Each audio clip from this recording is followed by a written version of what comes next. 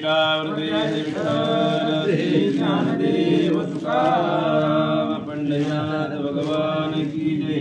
गोपाल कृष्ण भगवान की जय।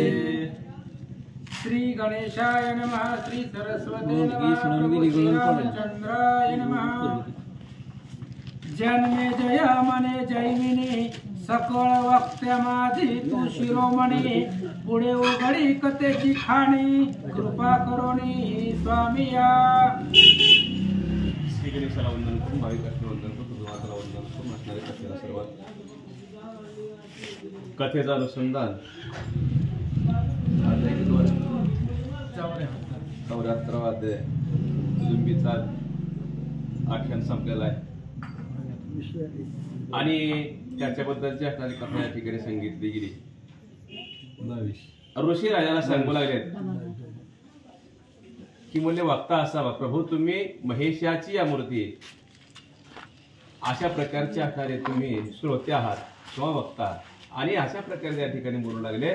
आता तो घोडा पुढे कुठल्या नगराला जातो व कोणे वने पार करीत तो पुढे पुढे जातो ते सविस्तर कथा ऐकावी अशा प्रकारे सांगू लागले। मुनी मने नृपवरा कथा ऐकावी गा चतुरा सावधान श्रवण करा जी भवपारा नेणारी।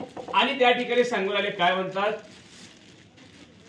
ही कथा जी आहे ती पावन करणारी आहे। या भव नदीचा सागर जो आहे तो पार करून नेण्याची असणारी त्या ठिकाणी संसार सागरातून तारून नेण्याची असणारी ही जी कथा आहे सावध चित्तेने ऐकावे अशा प्रकारे असणारी सांगू लागले।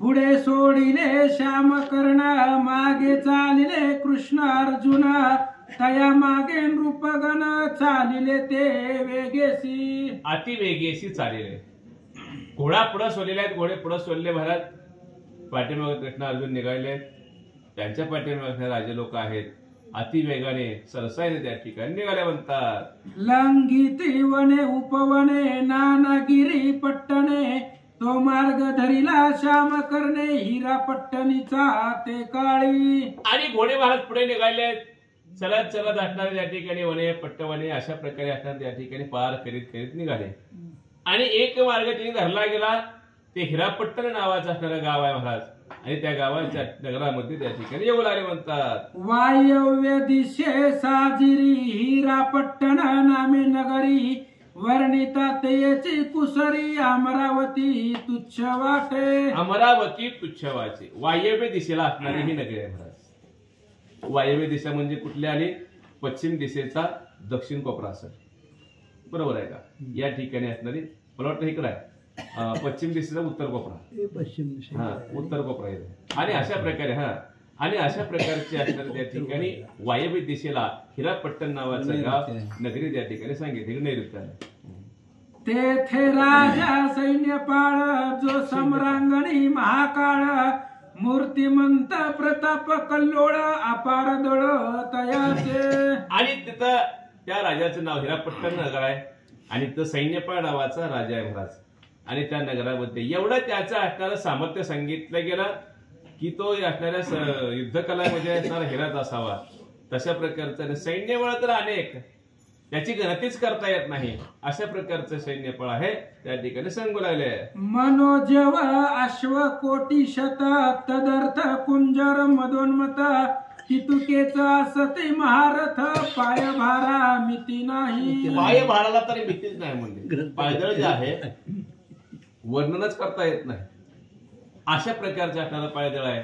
आणि त्या ठिकाणी काय सांगितलं गेलं, घोडे रथदळ अहो मनोज आहे म्हणजे वाऱ्याच्या मनापेक्षाही जास्त पळणारी अशा प्रकारचे असणारे घोडे त्या ठिकाणी आहेत आणि पायदळ तर मितीच नाही म्हणजे त्याला गणतीच करता येत नाही अशा प्रकारे सांगतात। ऐसा सैन्य पाळ बळ उधती खेळावया चालिला पारधी नाना वनी करोनी क्रीडा विधी स्वनगरासी परतला।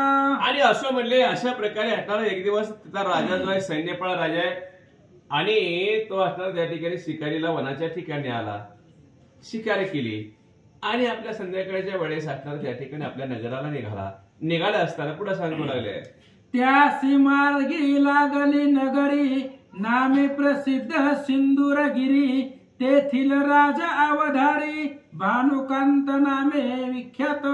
आणि असं म्हणले तिथून माघारी येत असताना तो राजा वाटे त्याला नगर लागलं गेलं आणि त्या नगराचं नाव काय सांगितलं? सिंदूरगिरी. सिंदूरगिरी अशा प्रकारचं त्या ठिकाणी त्या नगराचं नाव सांगितलं. जिथे राजाचं नाव सांगितलं भानुगिरी नावाचा राजा, भानुगिरी नावाचा सिंदूरगिरी असणारं त्याचं नगर आहे. अशा प्रकारे ते गाव लागलं येत आहे. तर सांगू लागले चंद्रपूर गिरीचा एक नृपनाथ तो व्याही तयाचा चंद्रकांत चंद्रसेन तो तयाचा सुत तोची जामात भानुकांत रायाचा.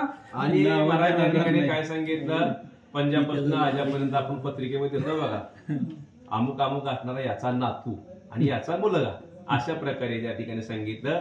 आणि ते कुणाचा युवाय आहे, कुणाचा जावाय आहे, चंद्रकांत आहे आणि अशा प्रकारे सांगितलं गेलं. आणि त्याचा असणारा भोजिकृत सांगितलं ते त्याचा असणारा जावाय म्हणून सांगतात महाराज. त्याची कन्या मालिनी रूपे केवळ पद्मिनी जिते देखता धैर्य तटिनी आटोनी जाय क्षणार्धे. आणि तिची असणारी मुलगी त्याची म्हणजे काय सांगितलं? मालिनी नावाची त्यांना मुलगी आहे.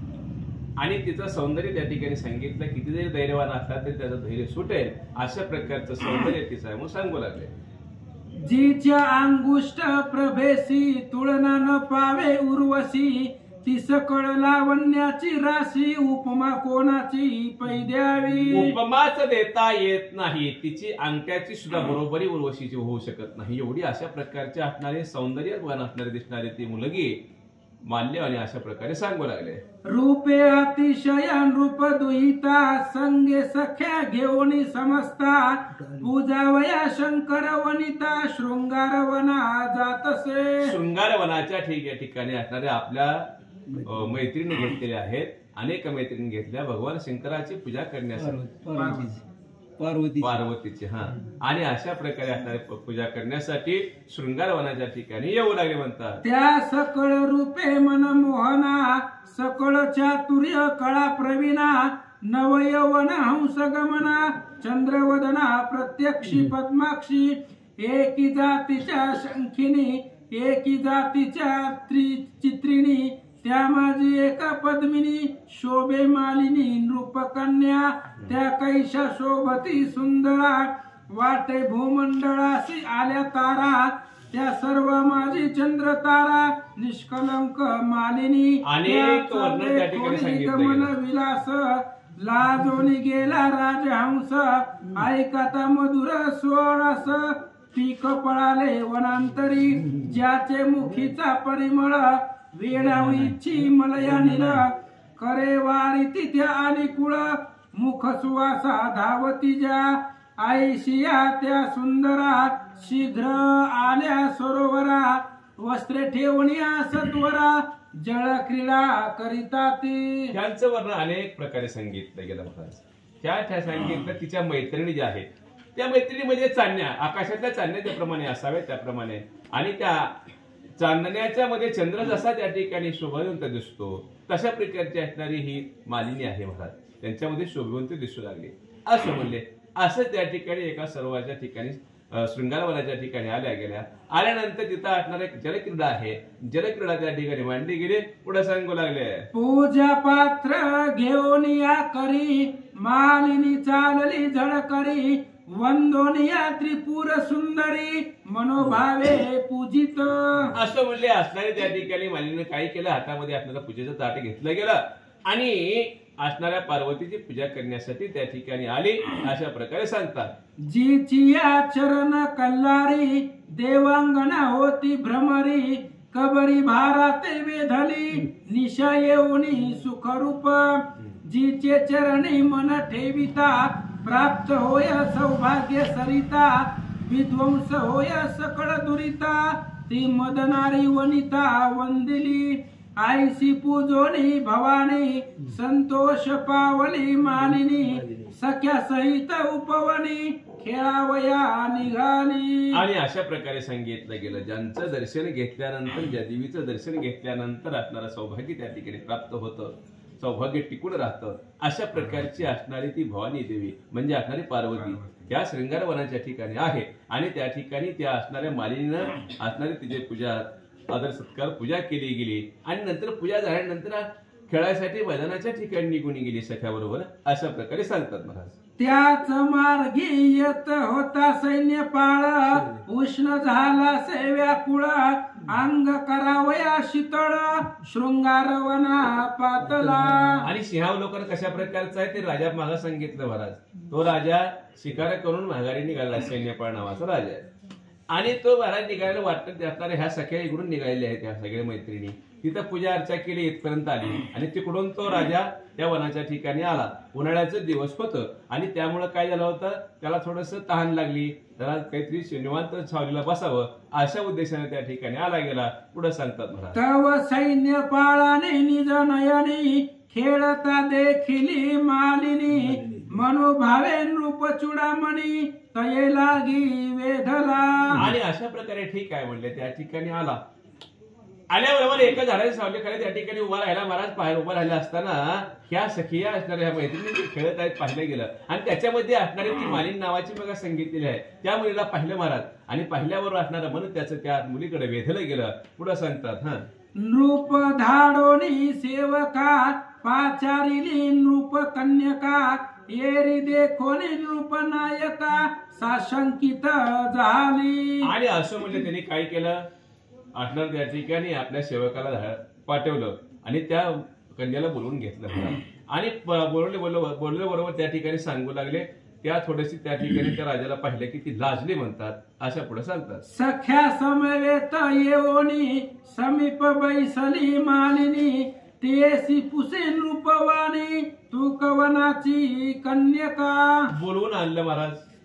आणल्याबरोबर समोर बसवलं आणि मैत्रिणी बी काय काय आहेत त्या ठिकाणी आल्या गेल्या आणि बसल्यावर आपल्या राजाने विचारपूस करायला सुरुवात केली.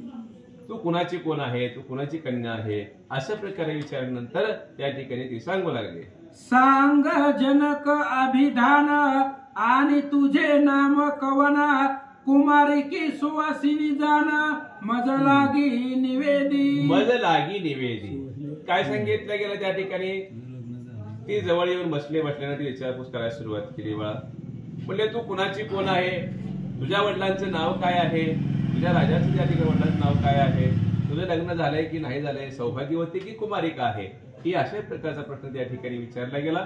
आता ती मालिनी काय सांगते महाराज. आईसे ऐकता खेद चित्ती, आदोवदन अश्रू गळती, भूलिंगासी लाविली गळती, वाक्य न फुटे बोलावया. आणि अशा प्रकारे असणारे विचारानंतर महाराज असणार त्या ठिकाणी तिचे शब्द फुटे ना, तिला बोलवे ना काही केल्यानं. खाली मान घातलेले आहे आणि डोळ्यात महाराज गळगळ पाणी येऊ लागलेलं आहे. अशा प्रकारची अवस्था झाल्यानंतर पुढे सांगू लागले. धैर्य सावध होय वेल्लाळा, मने तू कापूस सिया बोला, मी नृपसिंहाची असे बाळा, अविचारपणे न बोले. आणि त्या ठिकाणी धैर्य धरलं बळच आणि पुन्हा बोलायला सुरुवात केली. तू मला काय विचारू लागले म्हणले. मी असणार त्या ठिकाणी धैर्यवान अशा प्रकारच्या राजाची मुलगी आहे त्या ठिकाणी सांगू लागले. पिता माझा भानुकांत, श्वशुर माझा चंद्रकांत, चंद्रसेन नामी विख्यात, माझा कांत महाबळी. सगळं सांगितलं महाराज. काय सांगितलं, हो जे कांत आहे आणि त्यांची असणारी मुलगी सांगितलं का, भानुकांताची असणारी मुलगी मी आहे, चंद्रकांताची सासरा आहे, चंद्रसेनाची असणारी पत्नी मी आहे, माझ्या पतीचं नाव चंद्रसेन आहे. अशा प्रकारचं मला त्या ठिकाणी सगळा बायोडाटा तिनं समोर उभा केला होता. विख्यात ते असता चराचरी, काळा समान ते समरी, हे तिघेही माझे शिरी, असता तू का बोलसी. आणि अशा प्रकारचं त्या ठिकाणी सांगितलं गेलं. एवढ्या असणारं पाठबळ आहे म्हणले महाराज.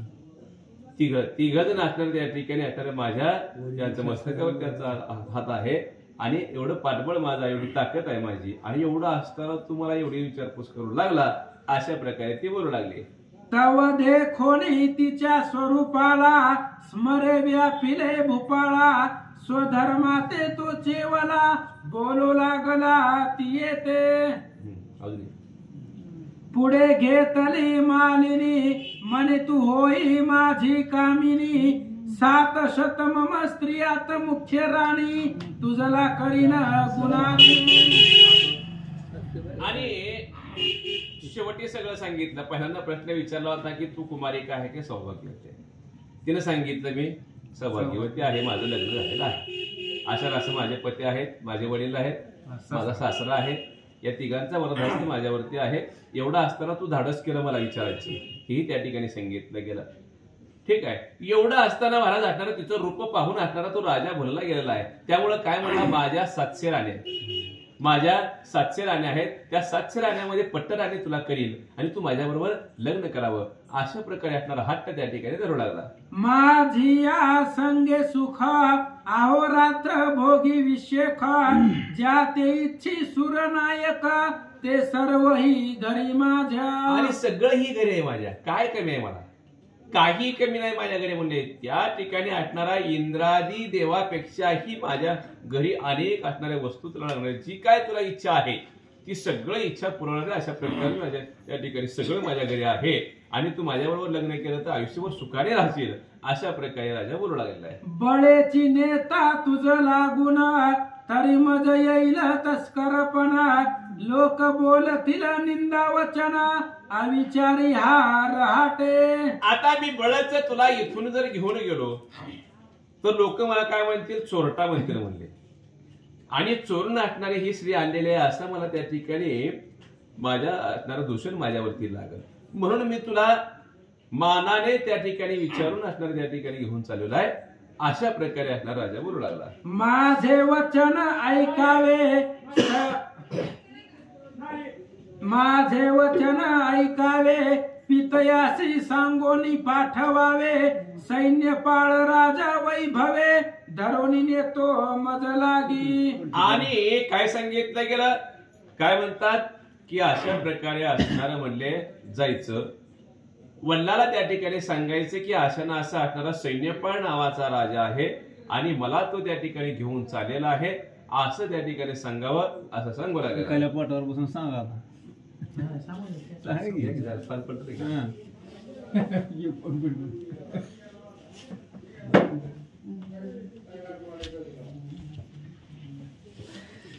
उलट पलट केली का असं असं सैन्य राजा आहे म्हणून सांगा.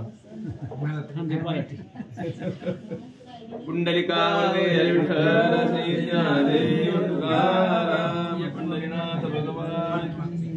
ओम श्री गणेश नमः, श्री सरस्वती नमः, श्री सीतारामचंद्राय नमः.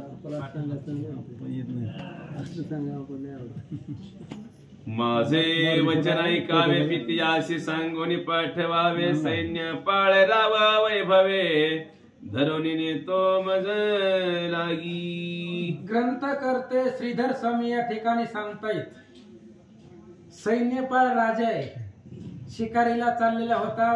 त्याला मध्ये एक नगरी लागली सिंदूरगिरी, तिथं ती स्त्रिया भवानीला महापार्वतीला पूजण्यासाठी आलेल्या होत्या. त्याच्यामध्ये मालिनी नावाची सुंदर स्त्री होती आणि ती मालिनी, तिचा वडील भानुकांत होता, तिचा सासरा चंद्रकांत होता आणि चंद्रसेन नावाचा नवरा होता.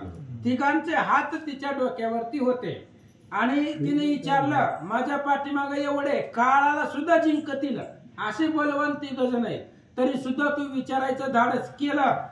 असं म्हटल्याबरोबर त्यानं सांगितलं, हे सगळ्या इथं स्त्री आहेत, त्या हिला जर मी घेऊन गेलो तर लोक मला म्हणतील की बाबा एकटीला बघून घेऊन गेला.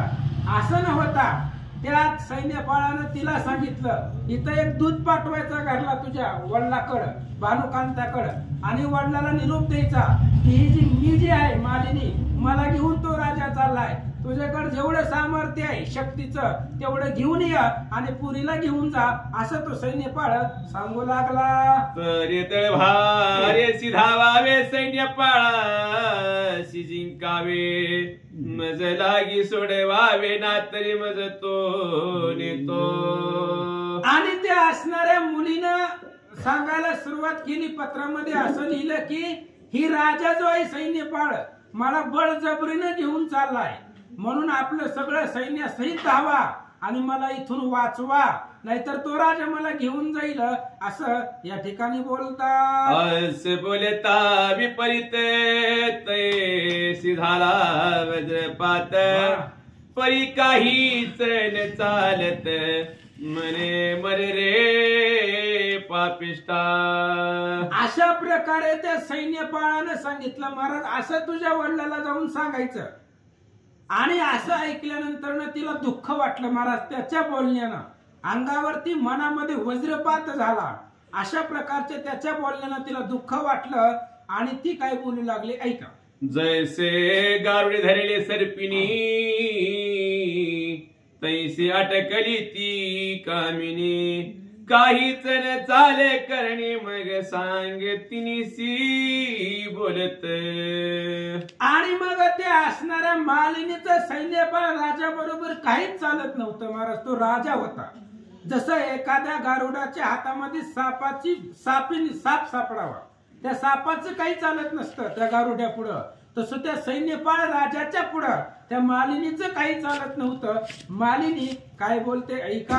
जी ऐकले तो दुरुक्ती ती जाऊन सांगे पित्या प्रती म्हणावे रक्षिया पुरी कीर्ती कन्या रूपे वाढली जी. आणि मग सैन्यपाळ राजाने सांगितलं जाऊन तुझ्या वडिलाला सांग की मी असणाऱ्या मी घेऊन चाललोय मालिनीला. आपली जी मुलगी आहे मालिनी हिला वाचव. आजपर्यंत तू हिचा सांभाळ केलाय हिचं संरक्षण कर. आपल्या मुलीचा त्या ठिकाणी हिला माझ्यापासून सोडून घ्या असं सैन्यपाळ राजा त्या मालिनीला बोलू लागला. सखी वेगी गेली स्पंदत सांगे पित्याशी व्रतांत तो ऐकताची भानुकांत काळा परी खवळला. आणि त्या मालिनीच्या ज्या मैत्रिणी होत्या पूजा करायला आलेल्या त्या मैत्रिणी गेल्या पळत पळत घरी गेल्या आणि भानुकांत राजाला सगळं वृत्तांत सांगितला. भानुकांत राजाला भयंकर राग आला. काय करतो ऐका. म्हणे जंबुक मातला देखून सिंहासी नेत बाळा मरवयाईची तो आपणाला जेवी दीपका पतंग. आणि मग भानुकांत राजाने विचार केला आपल्या पुढे सैन्यपळ काय आहे म्हणले तुच्छ आहे. आणि एखादा असणारा जंबू कोल्हा माजावा आणि त्यानं सिंहाच्या अंगावरती धाव घ्यावी किंवा एखादा पतंग असतो पतंगानं ठरवलं की मी दिव्यालाच मारून टाकतो. ते जसं त्याला शक्य नाहीये तसं ही कोल्हारूपी सैन्यपाळ माझ्या मुलीला घेऊन गेला. अशा प्रकारचा राग भयंकर त्या भानुकांतला आला. बदितला निशाणी म्हणे सैन्य पालना पालना रणतुरे वाजती नाना छत्रध्वज पताका उभारल्या. आणि मग अशा प्रकारे त्या ठिकाणी सर्व सैन्य गावाच्या बाहेर काढलं. युद्धाच्या त्या ठिकाणी युद्धासाठी तयार केला. सगळ्या असणाऱ्या त्या ठिकाणी वाजंत्री तिथं वाजवल्या. युद्धाला निघाले असं सांगतात. राव बैसोली या रथावरी घेतली शस्त्र सामुग्री छत्र काळे धरित्री अच्छा दिली ते धवा. आणि तो असणारा राजा भानुकांत राजा रथावरती बसला आणि त्याचा असणारा जो छत्र आहे त्या छत्राच्या असणाऱ्या छत्रानं जमीन सगळी झाकून गेलेली होती.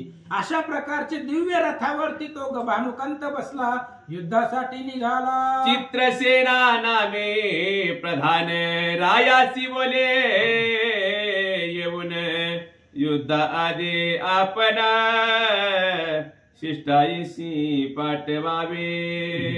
तो भानुकांत राजा डायरेक्ट युद्धाला निघाला महाराज. मुलगी घेऊन निघाला म्हटल्या बरोबर तिथं विचार करायचा नाही. आणि लगेचच युद्धाला निघाल्यानंतर चित्रकांत नावाचा त्याचा प्रधान होता. त्या प्रधानानं भानुकांताला सांगितलं महाराज तुम्ही राजे डायरेक्ट युद्धाला जायचं नाही. मध्यस्थीचा प्रकार असतो त्याला शिष्टाई म्हणतायत.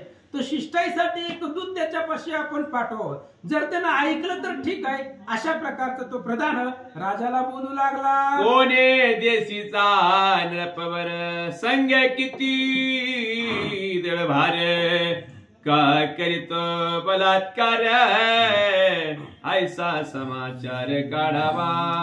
त्या प्रधानानं राजाला सांगितलं म्हणले महाराज तो राजा कुठून आलाय, कुठला देश आहे, त्याच्याकडे सैन्य किती आहे, आपल्याला काहीच माहित नाही. आणि तो आपल्या मुलीवरती जबरदस्ती का करतोय, आपल्या मुलीला घेऊन तो राजकुमारीला घेऊन जाण्याचा प्रयत्न का करतोय, ही सगळी माहिती काढून घ्या असं तो प्रधान राजाला बोलू लागला. आईसी ऐको नियामत प्रधानासी बोले भानुकांत तू वाजावणी त्वरित तया लागी बोधावे. आणि ते असणाऱ्या प्रधानानं राजाला सांगितल्याबरोबर राजानं म्हटले तूच जायचं म्हणले, आता तू निर्णय दिलाय ना, तूच जा म्हणले त्या सैन्यपाळ राजाकडे. आणि तुला जसं बुद्धीला पटल तसं त्याच्या बरोबर संवाद करून माघारी भानुकांत बोलू लागला. माझी प्रिय करे कन्या मालिनी शीघ्र जावो नि तू आणि सचिव बोले तया लागोणी मम वचन ऐकावे. आता तो राजा आहे, त्या राजापाशी सगळे असतात महाराज, प्रधान असतंय, मंत्री असतंय, अध्यक्ष असतंय, सचिव असतंय, सगळेच असते ती. आणि भानुकांत राजाने सांगितलं माझी एकुलती एक लाडकी मुलगी आहे ती मालिनी, तिच्यासाठी तू जाऊन शिष्टाई कर. त्यावेळेस सचिव तिथला तो राजाला काय बोलतो ऐका. मी शीघ्र जाईन त्यापाशी बरवे बोधीन तयासी जरी सोडील कन्येसी तरी शीघ्र आणीन. त्या सचिवानं भानुकांताला सांगितलं म्हणले मी जातो या कामासाठी, मी त्या सैन्यपाळ राजाकडे जातो, युक्तीनं त्याच्यावरती बोध करतो. जर त्यानं माझं ऐकल्या सांगितलेलं जर त्याला पटलं आणि मुलगी जर त्यानं आपली कन्या जर सोडली तर मालिनीला घेऊन मी माघारी येतो असं तो सचिव भानुकांताला बोलू लागला. बरे म्हणो नि भानुकांत प्रधान पाठविला त्वरित आपण लिहिता झाला लिखित चंद्रकांत रायासी. आणि मग ही भानुकांत राजानं त्या प्रधानाला सांगितलं ठीक आहे म्हणले जा तू शिष्टाई कर, बघ सांगून त्यानं ऐकलं तर. आणि इकडं चंद्रकांत नावाचा राजा होता, त्या मालिनीचा सासरा होता आणि त्याचा युवाई. आणि त्यानं युवाईला पत्र लिहिलं, त्या चंद्रकांत राजाला पत्र लिहिलं. काय लिहिलं ऐका. स्वस्ती श्रीराया चंद्रकांता पत्र लिहिले सक्षेपता ते पाहुनी त्वरिता पत्र दर्शनी निघावे. आणि त्या असणाऱ्या पत्रावरती लिहिलं, कारण तो युवाई होता, व्याही होता, व्याही. आणि त्यानं पत्रावरती लिहिलं की असं स्वास्थ्य असो, तुमचं कल्याण असो सर्वांगाचं. पत्राला कारण आहे पत्र वाचल्याबरोबर उशीर करायचं नाही, लगेचच निघायचं असं त्या ठिकाणी सांगतात. सैन्यपाळ नृपधाम श्रृंगार वनी आला परम तेने कन्या लाम ममोदरीची देखिली. आणि त्या भानुकांतानं चंद्रकांताला पत्र लिहिले. चंद्रकांत त्या मालिनीचा सासरा होता आणि भानुकांत वडील होता. आणि भानुकांतानं सांगितलं कोणतरी सैन्यपाळ नावाचा राजा आहे, आपल्या शृंगार वनामध्ये तो आला, त्यानं मालिनीला पाहिलं आणि तिला घेऊन तो निघालाय असं पत्रामध्ये भानुकांतानं लिहिलं. जी दक्षिण सागरीची रत्न जी चंद्रसेनाची कांता उत्तम ती सैन्यपाळे धरिली परमने इच्छित स्वनगरा. भानुकांतानं चंद्रकांताला पत्र लिहिले. चंद्रसेनाची पत्नी आहे, चंद्रसेन तुझाच मुलगा आहे आणि त्याची पत्नी आहे, ही सैन्यपाळ आलेला आहे, आपली तुझ्या असणाऱ्या सुनेला चंद्रसेनेच्या पत्नीला तो घेऊन चाललेला आहे असं पत्रामध्ये भानुकांतानं लिहिलं. म्हणतात तुम्ही आम्ही मिळून युद्ध करो जे दारुण बळे सोडवू कन्या रत्न जे का माझे आवडते. त्या मुलीनं अगोदरच सांगितलं होतं माझ्या पाठीवर 3 जणांचा हात आहे, माझा नवरा, माझा सासरा आणि माझा वडील. त्यावेळेस भानुकांतानं सांगितलं आपण 3 जण एकत्र येऊ आणि 3 जण भयंकर युद्ध करू आणि आपली ती मालिनी सोडून घेऊ असं या ठिकाणी सांगतात. या परी लिहून लिखित तुत पाठविले त्वरित तो इकडे प्रधान जात तया मना माझारी. कथा ऐकताना सगळ्या बाजून ऐकायचं असतं बरं, कुठं कुठं काय काय घडलं.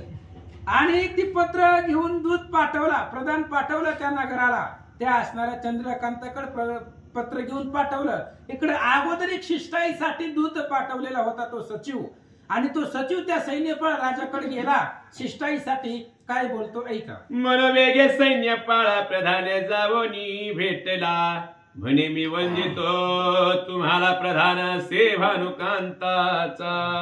आणि मग तो असणारा प्रधान सैन्यपाळ राजाकडे गेला त्या शृंगारवनामध्ये. गेल्यानंतर त्याला वंदन केलं. तो राजा होता आणि सांगितलं की भानुकांत राजाचा मी प्रधान आहे, अशा प्रकारे बोलतो. जय जयाजी सैन्यपाळा शत्रू सागर वेडवानेला, ऐकावे मम वचनाला जे कराया निवेदिले. ही बोलण्याची पद्धत असते बरं महाराज. शिष्टाईचा एक प्रकार आहे. त्या असणाऱ्या त्या प्रधानाने सांगितलं की जय जयाजी सैन्यपाळा तुम्हीच मोठे आहेत म्हणले, बलवान आहेत, अथांग तुमचा सेना सागर आहे, अशा प्रकारे तो प्रधान स्तुती करून सैन्यपाळाला बोलू लागला. सोनी धर्मशीळ शास्त्र धर्मी अति सुशीळ, परदार हरण केलिया केवळ कलंक लागेल निज कुळा. आणि त्या असणाऱ्या प्रधानानं सांगितलं राजे, अरे तुम्ही धर्मानं वागणार आहेत, तुम्ही क्षत्रिय वंशामधले आहे, क्षत्रिय युद्ध करण्यामध्ये तुम्ही प्रवीण आहेत, बलवान आहेत, काळाला सुद्धा तुम्ही पायावर लोळवणार आहेत, एवढं ती बोलू लागला. आणि तुम्ही अधर्मानं वागणं, परस्त्रीचा अभिलाष करणं हे तुमच्यासारख्या राजाला योग्य शोभत नाहीये, असं तो प्रधान सैन्यपाळाला बोलू लागला. भानुकांत तो समर्थ परी तुझासे शरणागत, त्याचे कन्या रत्न निश्चित, हे का तू करशी अयोग्य. आणि त्या प्रधानानं सैन्यपाळाला सांगितलं, हिचा वडील, ह्या मालिनीचा वडील भानुकांत आहे, तो तिला सोडवायला समर्थ आहे, पण तुमच्या बरोबर तो शरणागत आहे, तुम्हाला त्यानं नमस्कार सांगितलाय आणि त्याची मुलगी आहे, देऊन टाका माघारी, अशा प्रकारे तो प्रधान बोलू लागला. भानुकांत तव वनीचे झाड, त्याचे कन्या रत्न ही सुरवाड, याचा अभिलाष करिता धरिता वगड, दिसून येत मज पुढे. आणि त्या असणाऱ्या प्रधानाने सांगितलं, भानुकांत नावाचं झाड आहे मोठ्याच्या मोठं, आणि मालिनी त्या झाडाचं फळ आहे, त्याच्यामुळं तुम्ही जर ह्या मालिनीला घेऊन गेला तर ती तुमच्यासाठी जड जाईल. भानुकांत अवघड आहे, बलवान आहे, त्याच्यामुळे त्याची मुलगी त्याला माघारी द्या, असं तो प्रधान बोलू लागला. माणिक मोती हिरे कनक, हिच्या भारो भार देतो देख, परी मालिनी सांडावी निशंक, ना तरी होशील नरका विभागी. आणि तो असणारा प्रधान बुद्धिवान होता महाराज. तो प्रधान दोन्ही साईडनं बोलू लागला. प्रधानाने सांगितलं, तुम्ही मालिनी माघारी द्या, तिच्या बदल्यामध्ये तुम्हाला पाहिजे तेवढं सोनं देतो, पैसा देतो, चांदी दाग दागिने सगळं देतो, आणि जर तुम्ही दिली नाही माघारी मालिनी तर मग नरकाला जाशील, ह्या भानुकांताच्या हातानं मरशील, अशा प्रकारे तो प्रधान बोलू लागला. ज्याची त्यास देवनिया यश संपादावे राया, परदार हरण केलिया यशस्वीचे हरण होय. आणि मग त्यावेळेस त्या असणाऱ्या प्रधानाने सांगितलं, राजा तू बलवान आहे, सामर्थ्यवान आहे, परस्त्रीचा अभिलाष का करायला. मग अशी सांगितलं 700 स्त्रिया तुला आहे, 700 पत्नी तुझ्या घरामध्ये असताना सुद्धा परस्त्रीचा तू अभिलाष त्या ठिकाणी का करायला लागला, असं भानुकांत बोलू लागला. द्रौपदीचा धरिता अभिलाष, शोभनिया आदि पुरुष, कौरव कुळ केले निशेष, ते तुझा श्रवण असे की. सैन्यपाळानं पोथी वाचली होती महाराज. सैन्यपाळाने सांगितलं, हे बघ, त्या असणाऱ्या प्रधानाने सांगितलं सैन्यपाळ राजाला, हे बघ म्हणले, पाठीमागचा इतिहास आहे, त्या असणाऱ्या द्रौपदीचा अभिलाष कौरवांनी केला होता, म्हणून भगवंताला राग आला, आणि एका द्रौपदीच्या अभिलाषामुळं 11 औक्षयिनी दळामधलं एक बी वाचलं नाही. माहिती ना तुला पाठीमाग घडलेल्या कथा, म्हणून तो प्रधान सैन्यपाळ राजाला पटवून सांगू लागला असं सांगता सीता हरणे दशानन सकुळ पावला की मरण त्यासी द्यावया तिला जरिदान एक विभीषण उरला भक्त राज. आणि त्या असणाऱ्या प्रधानानं सैन्यपाळाला सांगितलं हे बघ ही नाही पटलं तर ह्याच्या पाठीमागचं उदाहरण देतो म्हणले. राजा रावण जगतामध्ये सामर्थ्यवान आहे. किती सामर्थ्यवान होता. शंभू समवेत गौरी म्या आंदोळीला कैलास गिरी त्या मज बळाची थोरी चराचरी अतुलित. एवढा बलवान राजा रावण होता आणि त्यानं सीतेचा अभिलाष केला. तर तुला सांगतो राजा त्या रावणाला पाणी पाजायला बिभीषणाशिवाय बिभीषण वाचला भक्तराज म्हणून वाचला. बिभीषणाशिवाय त्याला दुसरं कोणी शिल्लक राहिलं नाहीये असं तो असणारा प्रधान सैन्यपाळाला पटवून देऊ लागला. गौतम श्री सेने संगे वासवांगी पडली भगे चंद्र व्यापिला से क्षय रोगे गुरुपत्नीशी भोगिता. त्यानं महाराज लय अभ्यास केलेला होता त्या प्रधानानं. त्यानं सांगायला सुरुवात केली हे बघ म्हणले ही बी तुझ्या लक्षामध्ये नाही आलं तर पाठीमाग सांगतो. ब्रह्मदेव त्या ब्रह्मदेवाची मुलगी आहे अहिल्या आणि ती गौतमाला दिलेली होती. तरी सुद्धा इंद्राने तिच्यावरती नजर ठेवली अभिलाष केला. सगळ्या अंगाला त्याच्या भग पडली. चंद्र आहे त्या चंद्राने सुद्धा गुरुपत्नीचा भोग घेतला.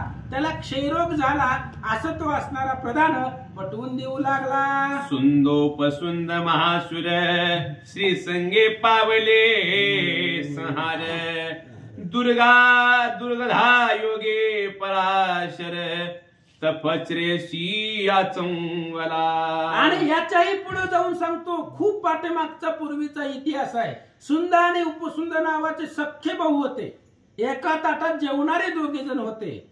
पण एका स्त्रीला त्या ठिकाणी बोलले दुर्गेला भवानीला भवानीचं स्वरूप पाहिलं तिच्यावरती भुलून गेले आणि युद्ध करण्यासाठी त्या सुंदरने सांगितलं ती तुझी वहिनी आहे माझी पत्नी. अशा प्रकारे त्या ठिकाणी दोघांमध्ये युद्ध लागलं त्या स्त्रीमुळं आणि दोघही एका ताटात जेवणारे सख्खे भाऊ त्या स्त्रीमुळे त्या ठिकाणी मरण पावले असं तो प्रधान सांगू लागला. विश्वामित्र महाऋषी तो अनुज सरता भोगोरवासी शेवटी भवन श्वान देहासी गेला स्वर्गासी निर्लज्ज. अहो विश्वामित्र तपामध्ये श्रेष्ठ आहे जगतामध्ये. विश्वामित्र ऋषी एवढा बलवान होता तरी सुद्धा उर्वशीच्या पाठीमाग लागला आणि शेवटी अधपतनाला गेला. श्वान झाला पुत्र झाला आणि परत तो स्वर्गाला निघून गेला असं सांगतात. श्री संगे नाडले किती हे तुझ सर्व ठाऊके भूपती जाणून या नरक गती कदा काळी न पडावे. आणि त्या प्रधानाने सैन्यपाळा राजाला सांगितलं राजा स्त्रीच्या आहारेमध्ये किती जण गेले या स्त्रीमुळे किती जणांचं वाटोळ झालंय तुला माहिती म्हणलं सगळं. त्यामुळे तू राजा आहे बुद्धिवान आहे या मालिनीच्या नादाला लागू नको नाहीतर तुझी सुद्धा अवस्था रावणासारखी होईल म्हणले. म्हणजे तुला बी पाणी पाजायला कुणी राहणार नाही असं सांगायचंय. अशा पद्धतीने तो प्रधान बोलू लागला. अमृत म्हणून विष फळ खाता मरण होय तात्काळ देवे परांगणा संगस केवळ आत्मघात जाणावा. आणि मग त्यांनी सांगितलं महाराज त्या प्रधानानं पटवून देऊ लागला महाराज अमृताचं फळ आहे म्हणून विषाचं भक्षण केल्यावर तो जगल का. जाऊ द्या रामायणातल्या आधारे सांगतो. विष खाती याचे पंगती जो वैसे तो मरणार्थी धरिता पाप्याची संगती अधोगती पावाल. बिभीषण महाराजांनी त्या प्रधानाला सांगितलं होतं रावणाला यांच्या नादाला लागू नको म्हणले. तसं सैन्यपाळ राजाने सांगितलं बाबा ह्या स्त्रीच्या पाठीमाग अनेक जणांचा नाश झालाय तेच तुला पटवून देतोय असं या ठिकाणी बोलतात. आता सद्विवेक धरून उत्तम बुद्धी आठवून सांडून द्यावी मालिनी तेने पुत्र पौत्री नांदसी. आणि म्हणून त्या प्रधानानं सांगितलं, हे बघ म्हणले राजा, शेवटचं सांगायला लागलोय, ऐकायचं नाही का, ऐकायचं का नाही ते तुझा प्रश्न, पण तुला सांगायला लागलोय सत विवेक बुद्धी, विवेकाने जरा विचार कर. आणि यांची मालिनी आहे, ह्या भानुकांत राजाची मुलगी आहे, त्याची त्याला माघारी देऊन टाक आणि तुझ्या पुत्रामध्ये, पत्नीमध्ये, परिवारामध्ये आनंद राहा, असं या ठिकाणी बोलतात. आयसियार शब्द रत्नमाळा मोलती झाल्या सैन्य पाळा. परिणायकेची तो मातला अहंकार करोन्या. अहंकार होता महाराज त्या सैन्यपाळ राजाला. त्याला वाटत होतं माझ्यासारखा योद्धा जगामध्ये कुणीच नाहीये, माझ्यासारखा बलवान कुणीच नाहीये. म्हणून त्यानं अशा प्रकारचे सुंदर साच आणि मवाळ, मिथिले आणि रसाळ एवढ्या भाषेमध्ये त्या प्रधानाने सांगितलं होतं. शब्दांच्या फुलांची माळा त्याच्या गाळ्यामध्ये घातली होती, तरी सुद्धा त्यानं ऐकलं नाही. गर्वानं तो माजला. काय बोलतो ऐका. जीवी कनक कमळाची माळा, काय साजे खरगळा. केशर कस्तुरीचा टिळा, श्वान कपाळीन साजे. अहो काय सांगितलं, सोन्याची माळ आहे आणि ती एखाद्या गाढवाच्या गाळ्यामध्ये घातली, त्याला त्याचा काय उपयोग आहे व? किंवा कस्तुरी मृग आहे, कस्तुरीचं चंदनाचा टिपका आणि त्या कुत्र्याच्या कपाळाला लावला, काय त्याचा उपयोग झाला? तसं ह्यानं किती जरी सांगितलं तरी त्या राजानं ऐकलं नाही, ती वाया गेलं. ही जसं सगळं वाया गेलं तसं ती वाया गेलं. वाचा. चंद्र किरणाचे अमृत ते निव्याळून होय शांत. जे किडे मृतिका भक्षित तया साकर काय सा. आणि त्या असणाऱ्या प्रधानानं सांगितलं, बाबा ही मालिनी तुला पचणार नाही म्हणले. जमिनीवरची किडे खाणारे मुंग्या असणारे, किडे खाणारे, माती खाणारे किडे, आणि त्यांना साखर दिली तर त्याचा काही पचणार नाहीये ते त्यांना. तशा पद्धतीतून तू जर ही मालिनी घेऊन गेलास तर वाचणार नाहीये, असं तो प्रधान सांगू लागला. की कंटक भक्षा काशी, अर्पलिया रंभा फळाशी. तेवी सैन्य पाळन पासी सा, सचिव वाक्य नावडती. आणि तशा पद्धतीनं त्या सचिवानं, त्या प्रधानानं सांगितलेलं वाक्य त्या असणाऱ्या राजाला, सैन्यपाळाला पटलं नाहीये. ही किडे मुंगी खाणारे जे काही असतात त्यांना सुंदर अशा प्रकारचं फळ दिलं तर ते त्यांना पचत नाही. तसं याचे जे काही सांगितलेले शब्द होते ते शब्द याला पटले नाहीत असं सांगतात. उगवली अमृत कर, झोपडीत दडती तस्कर. की राजनीती सांगता रांडपोर, तिरस्कार करती जा परी. रात्री चोर आलेले असतात चोरी करायला, आणि दिवस उजळल्यानंतर ते झोपडीमध्ये लपून बसतायत. किंवा एखाद्या घरामध्ये वाईट कोणी वागत असेल त्याला राजकीय पद्धतीने जर सांगितलं तर घरची जी काही मुलं असतील किंवा बायको असेल ती त्यांना पटत नाही.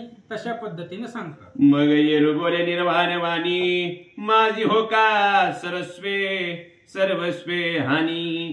किंवा पळे नरक पत्नी, परी ही मालिनी सोडी.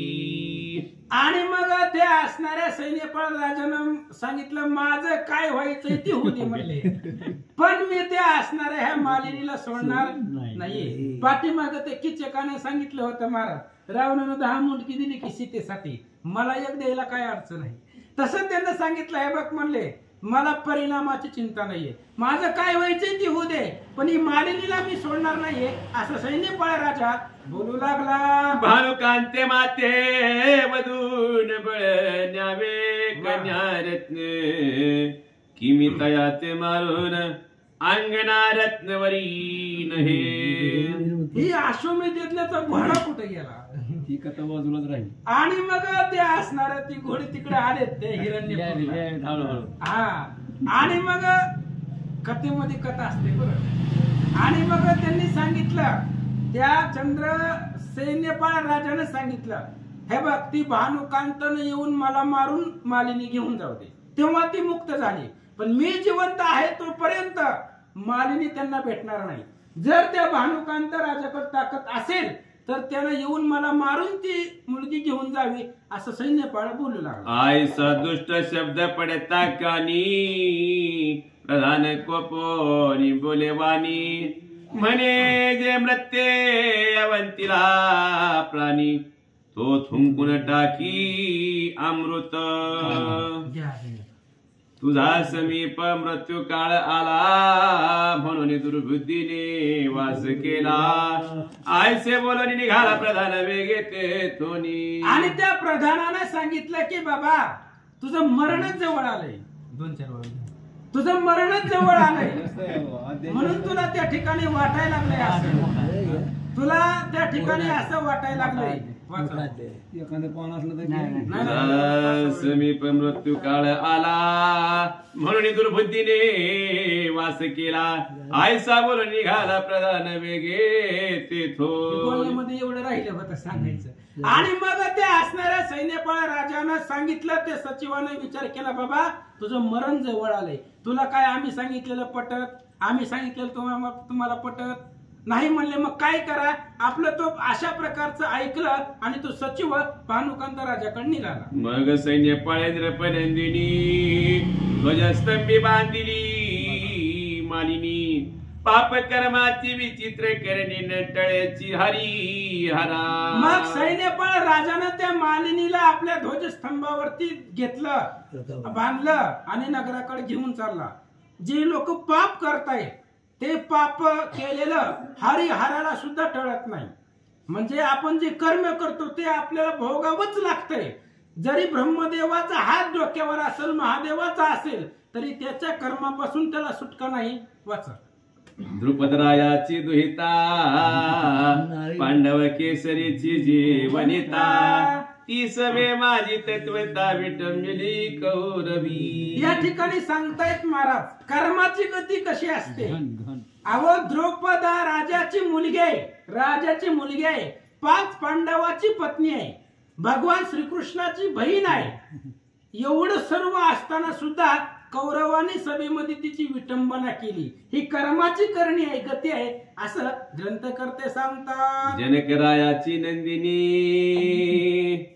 रामचंद्राची जी कामिनी ती राक्षसे ठेविली अशोकवनी केवढी कर्मे करणार. अहो विदेह असणाऱ्या जनक राजाची मुलगी होती, ब्रह्मांड नायक भगवान श्रीरामचंद्राची पत्नी होती. जन स्वर्गावरती रथ चालवला त्या दशरथ राजाची सून होती. आणि अशी असणारी सीता, त्या सीतेला रावणानं अशोक वनामध्ये ठेवलं. ही कर्माची करणी ग्रंथकर्ते सांगतात. ज्याचा धाक चराचरी त्या रावणाची श्रीमंदोदरी ती विटंबिली किंवा नरी केवढी गती कर्माची. काय कर्माची गती आहे महाराज? ज्या रावणाचा धाक चराचराला होता. अहो तो रावण एवढा बलवान होता महाराज, सगळे देव त्याच्या इथं कामाला होते. नवग्रहाची करुणी पावटी, अग्निदूत से मळकटी, विघ्नहर घेऊन या काठी रासपा काठी राखणा. एवढा बलवान राजा रावण होता. आणि त्याची असणारी स्त्री मंदोदरी अंगदानं तिची विटंबना केली होती महाराज.